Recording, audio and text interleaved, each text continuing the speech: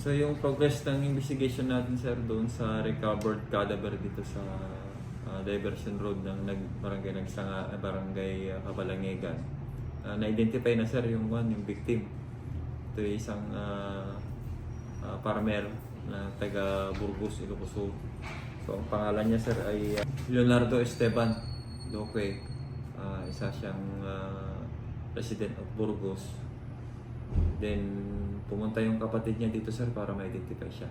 Yung kapatid niya isang barangay Kagawad sa Subadi Sur, Burgos, Ilocos Sur.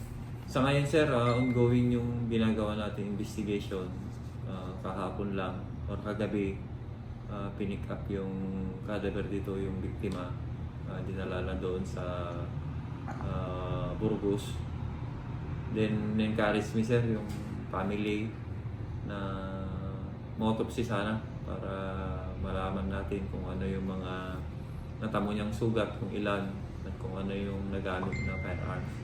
Para doon tayo magsisimula o yung lead natin para sa digger investigation pa. Na-encourage nga namin yung community to help us in this investigation regarding doon sa tinapon na bangkay o sinalbase dito sa Diversion Road. Sa mga nakikinig at nanonood, please help us.